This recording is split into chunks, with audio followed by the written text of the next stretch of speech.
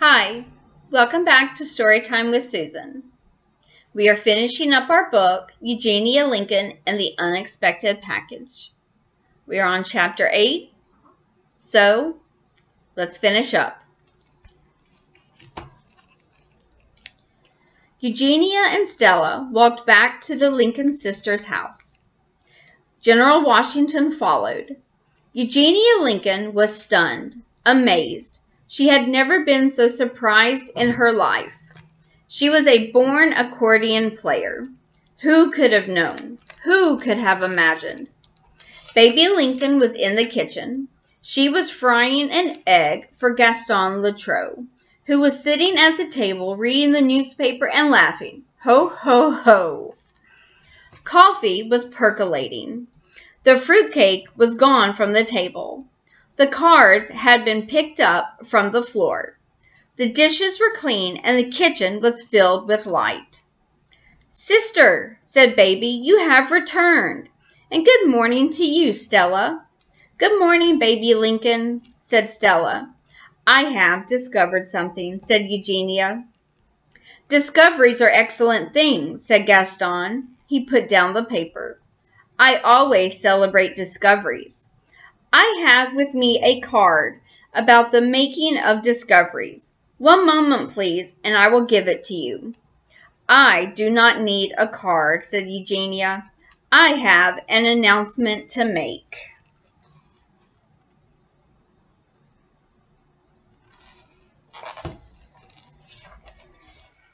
"I want a card," said Stella.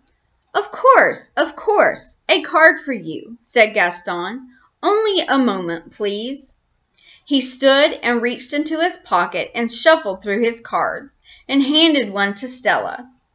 "Tiny miracles. Gaston will assist you in constructing a flea circus of your very own." Stella looked at the card.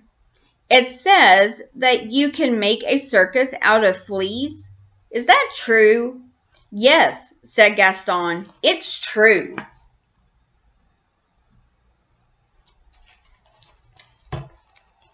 "I've never seen a circus made out of fleas." "Gaston Latrobe, proprietor of many tiny circuses, at your service," said Gaston. He lifted his mushroom hat from his head. He bowed to Stella. "I said I have an announcement to make," said Eugenia. "Can no one hear me?" "I can hear you," said Gaston.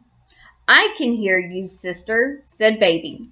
Say it, said Stella. Eugenia cleared her throat. "I have discovered," she said. But just at that moment, Frank came in the back door, and Stella said, "Guess what, Frank? Eugenia Lincoln can play a song on the squeeze box." "Really?" said Frank. "Oh, sister," said Baby. She put her hand over her heart. Gaston said, "But of course, we knew it all along. It was written in the stars. She was born to play the accordion." Eugenia felt annoyed. Nothing was written in the stars. Nothing was known all along.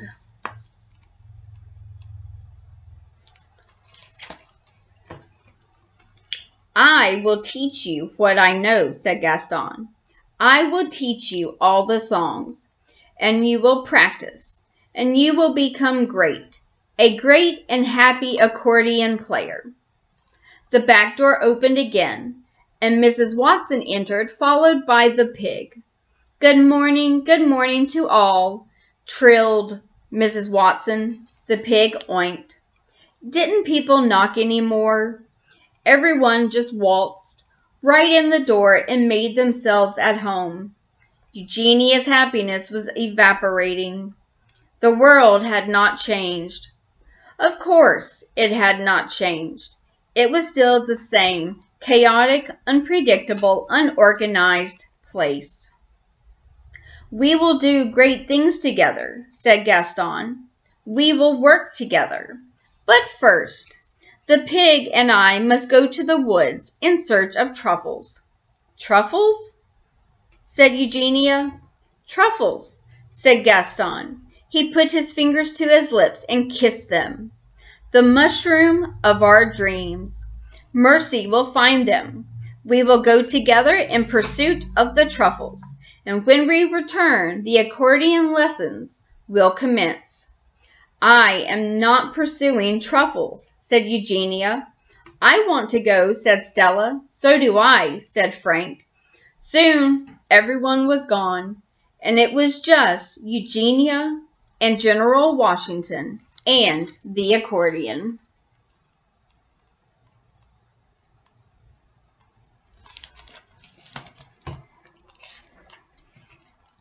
Eugenia stood in a patch of sun.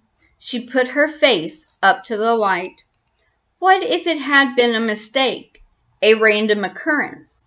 What if she couldn't play the accordion? She squeezed the box, she depressed the keys, and she felt the song again lifting her up. It was still there. Eugenia Lincoln stood in the kitchen and played music. Dust motes danced in the air. She was happy. It was the most astonishing thing.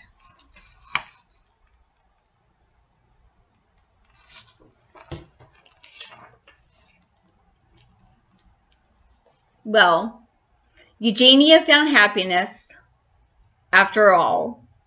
So, what did you think? Did you enjoy the book? I did. So, like, subscribe, and comment. You can always leave a comment below of any book that you would like me to read aloud. And as always, have a great day, and I'll see you next time.